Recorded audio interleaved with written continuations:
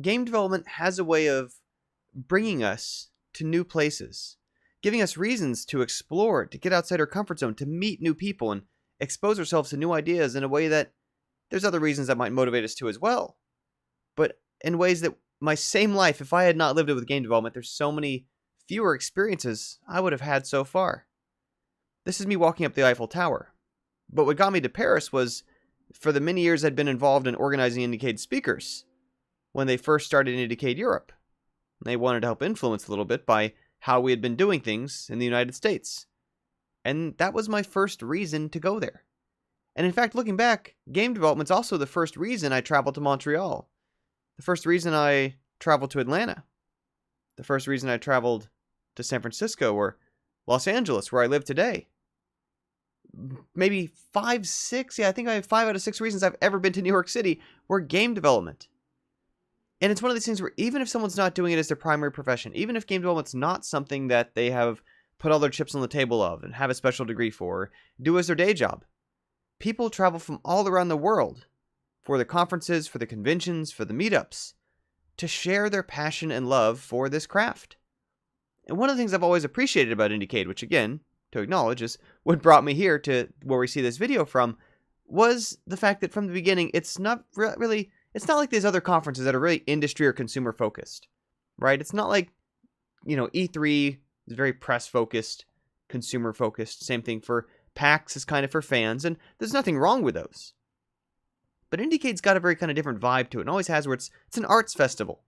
It's artists coming from all around the world to celebrate and highlight one another's work, to talk about what they're doing, to really share as a community, and to try to move the medium forward, to ask, what other bizarre and interesting things are we or can we be doing that maybe we're not yet?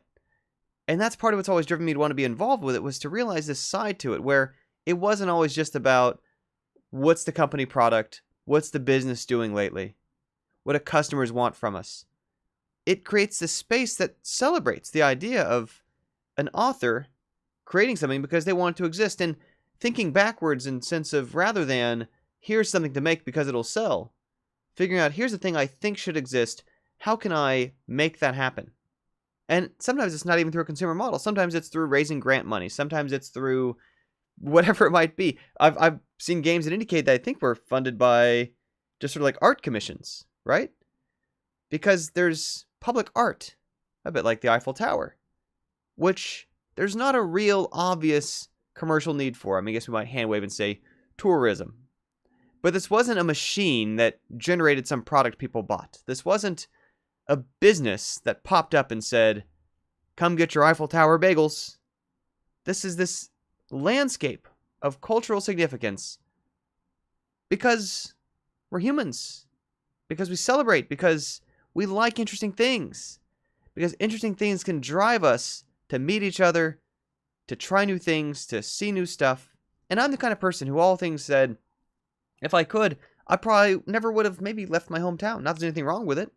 I really don't go out of my way to meet new people because, I don't know, I'm perfectly happy kind of just sitting around and making things or whatever. But by making games, it's driven me to go so many other places, to expand my comfort zone, to meet so many other people and expose myself to so many different ideas that I think I would have missed out on if game development hadn't been such a core part of the path I've had so far. And it's part of why I love leading people into game development, because it leads us to so much else.